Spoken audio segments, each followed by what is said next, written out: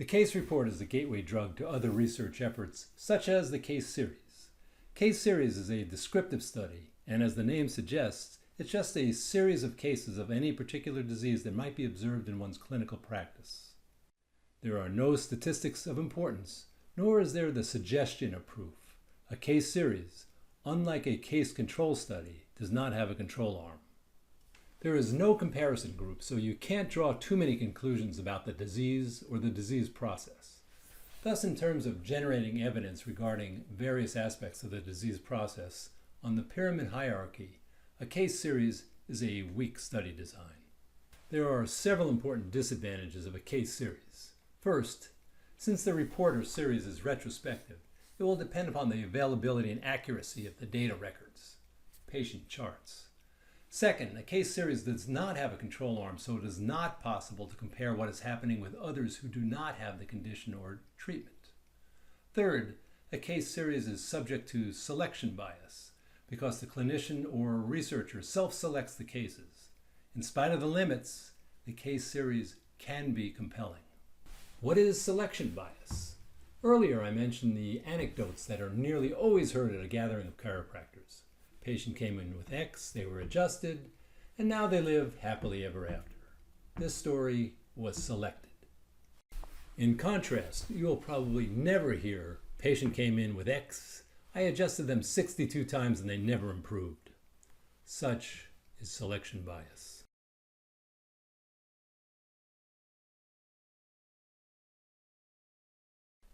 Here is an example of a case series. Chiropractic spinal manipulation for low back pain of pregnancy, a retrospective case series. This study describes results of 17 pregnant women with low back pain treated with chiropractic care. Pain rating score decreased from 5.9 at initial presentation to 1.5 at the termination of care. 16 of 17 of the cases demonstrated clinically important improvement. No adverse effects reported in any of the 17 cases. This case series study was done in a private office, and the manuscript was prepared by a single author. Well done. Another excellent case series was with 332 children with otitis media. Hats off to Joan Fallon for this paper. All study designs are imperfect. The case report and case series designs are applicable to small offices and are a contribution to the body of knowledge. The power of the randomized control trial comes from the ability to compare two similar large groups of patients using a given treatment and a placebo in a setting where both the study subjects and those administering the treatment are blinded. This study design eliminates many of the possible biases of both subject and doctors. This is impossible in a small office setting. The next time a patient enters your office with a chronic condition that you believe can be helped by your treatment, think either case report or time series design. Be sure to take a thorough history and write down all that is reported. The same is true for your objective findings, treatments, and use of a measurement system applicable to the patient's condition. Research, like any profession or livelihood, has its language. The terms variation and mean are used frequently. Variation is defined as the full spectrum of results of the items being measured. Examples may be pain or range of motion. Mean in this perfect bell curve is the average. It is determined by adding all of the data points and dividing by the number of points.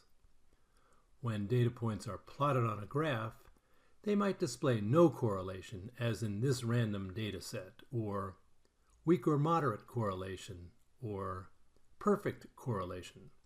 There's an old saying that correlation does not equal causation. This is often true even when a correlation might be perfect. For example, the black and red data correlate nearly perfectly, and someone might mistakenly conclude that the black causes red or red causes black. But when the data sets are identified, the divorce rate in Maine and margarine consumption, I hope that no one would say that one caused the other. In spite of nearly perfect correlation, there is no causal relationship. Here's another example of a near-perfect correlation. The red line tracks the quantity of the herbicide glyphosate that was used from 1990 to 2010. And the yellow bar graph shows the rates of autism for the same time period. But are they causally related, or is this like the divorce rate in margarine consumption? And one last example of nearly perfect correlation. The purple line data tracks the increase in autism from 1997 to 2008. The red line data reports the sales of organic food for the same time period. When seeing highly correlated data, you have to question whether or not one is the cause of the other. In each of these cases, it's more likely that there is no causal relationship. And the great thing about research is that you never know what you're going to find. Like it's like opening up a box and you don't know what's inside. You think you know what's inside, but you don't always know what's inside. And that can be really interesting and exciting. I will say that from a business standpoint, because we have our own clinical research institute and we have published a lot, it gives us a tremendous amount of credibility. You know, if a doctor out there publishes a case study in a peer-reviewed journal, it's instant credibility. It's like, you know, kind of like writing a book. And it's a great way to promote the doctor's expertise, you know, to the community so that they become the subject matter expert and people want to see that doctor. So, you know, from a branding and marketing perspective, there's lots and lots and lots of advantages. If you have a particular interest in a given condition, gastric ulcers, vertigo, Crohn's disease, that is not self-limiting, please consider pursuing a publishable article using either a case report or time series when the next patient enters your office. Let's pick a real-life example. Say a patient with Parkinson's comes in and now they're going to be treated for this. How does the practicing doctor begin? So then we just make sure that right from the beginning that they fill in the Parkinson's specific forms or PROMs, patient-reported outcome measures, that are valid, that are reliable. So the key thing here is don't make up documents yourself.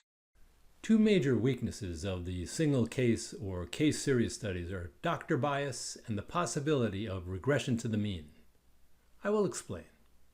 Doctor bias should be familiar to all of us. The patient comes in with a complaint. You, as the doctor, want to help and have a good outcome. The patient, sensing your wants, may exaggerate the benefits of the treatment. Also, we all prefer to discuss our successes and rarely broadcast our failures. Regression to the mean works this way. The x-axis represents time in days. The y-axis is pain level on a 0 to 10 scale, 10 being the most pain. The blue line tells the story of a hypothetical patient's pain level over time. A patient with a pain pattern that waxes and wanes or is episodic will most often seek care during the aggravation, not on their better days.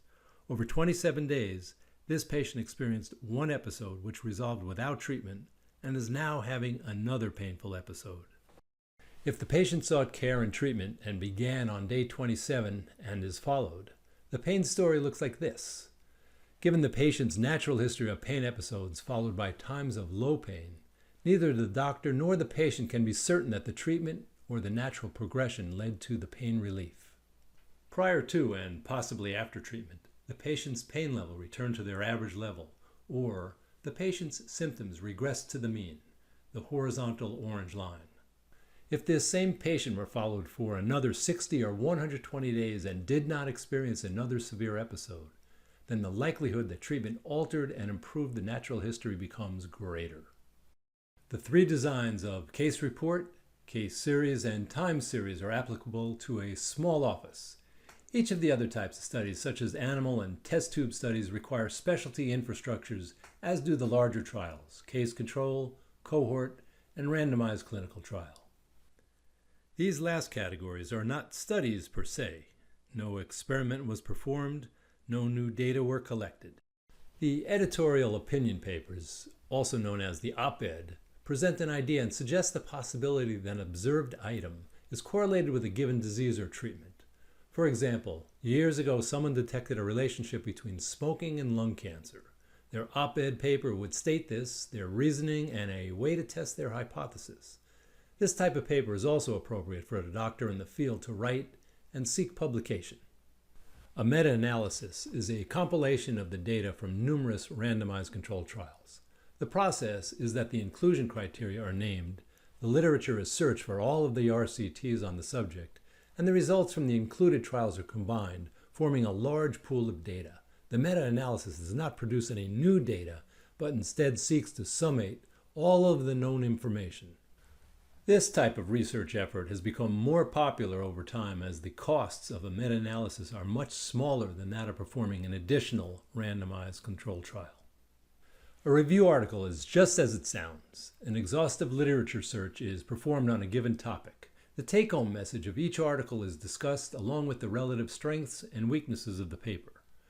After reviewing numerous articles, a summary is made. This type of article, though reasonable in concept, is subject to author's bias. There is a major problem with both the meta-analysis and review paper. This is the common practice of not publishing trials with negative results.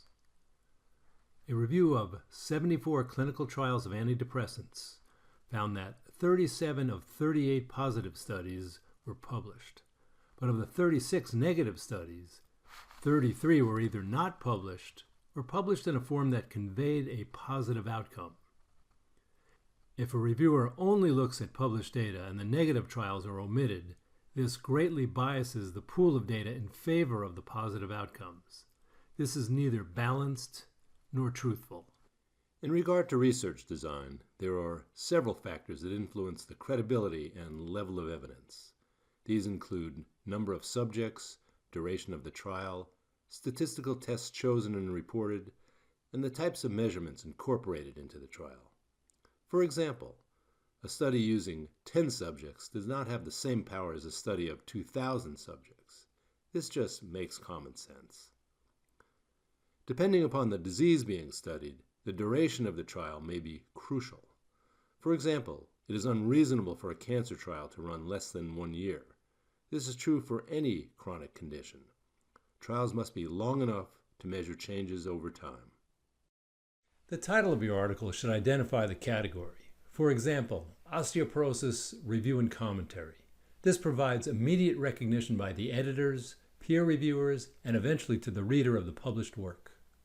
An excellent article to help you understand the distinctions and subtypes of review articles and to help you prepare your article is Writing a Narrative Literature Review for Peer-Reviewed Journals, Secrets of the Trade.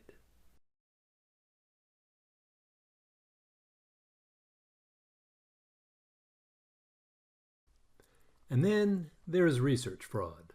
Unfortunately, there are far too many examples. Fraud comes in several forms.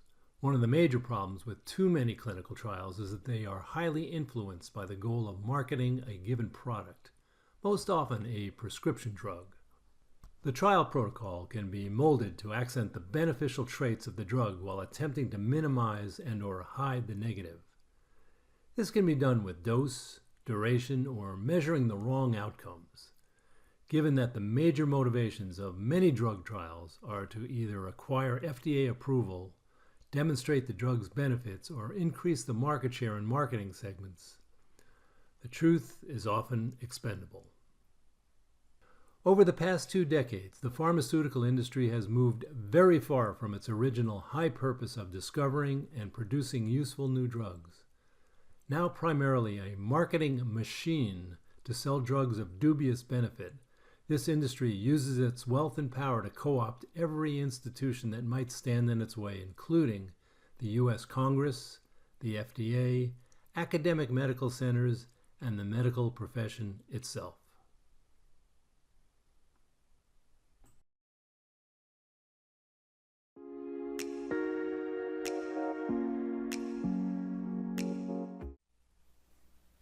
There is a link between research and practice. There is also a substantial effort to corral the chiropractic profession to limit our scope and our participation. Research can neutralize these attempts at harassment. To date, our profession has a substantial body of evidence demonstrating our ability to successfully treat low back pain. We also have a respectable volume of published research in regard to neck pain and headache. On nearly all other topics, there are bits and pieces, but collectively, there is little weight. However, if 50,000 practicing chiropractors each wrote one publishable article on nearly any topic during their career, this would be an enormous and welcome input. Case studies, case series, or time series designs can all fit into your practice life, as these types of studies involve one patient at a time. You are reporting on what you do day in and day out and does not involve changes to your infrastructure or learning a new body of knowledge.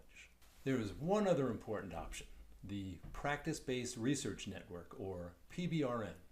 We've talked about case studies, case series, large clinical trials, and practice-based research networks.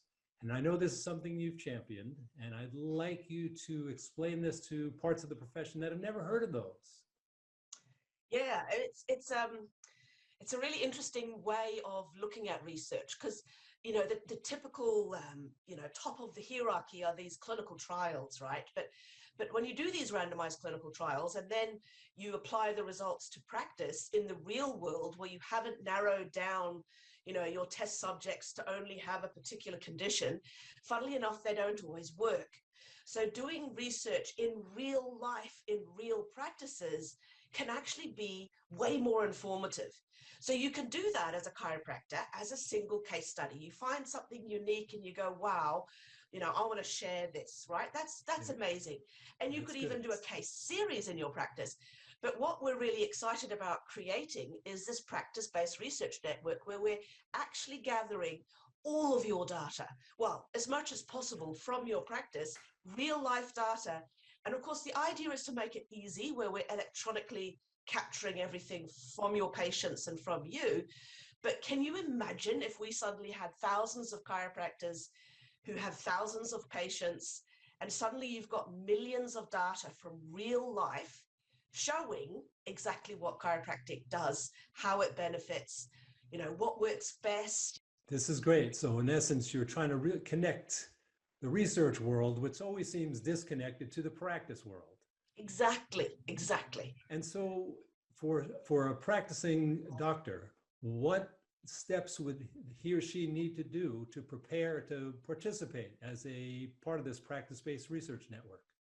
Well, ideally, they would have electronic data capturing ability, but we also have ways around that. So we're assuming that some chiropractors will have software already where they capture electronic health records, in which case it will be a lot easier for us to sort of hook in with you and extract your data. But even for chiropractors that don't do that, we will have ways where they can actually connect in, or we can go directly to their patients and record the data directly from them. So preparing, maybe get your head around that, all of your data is actually very important. Maybe look at your own records that you keep. I know that when I was in practice, 10, 20 years ago, my notes were really only legible to me, which is terrible. I know. Well, we've all been there. Making sure that your records are a little bit more legible would be a very good idea. At least, where you adjusted and the advice you've given and what other recommendations you've made. Okay, so someone would need some coaching to prepare to be able to provide data that's usable. Yes, and we also want to get, I suppose, the chiropractor's head around that we actually want to ask their patients directly as well. So we actually want all of your patients to be filling in what's called patient-reported outcome measures. So these are valid, reliable forms, but there's a whole lot of them, like there's hundreds of them.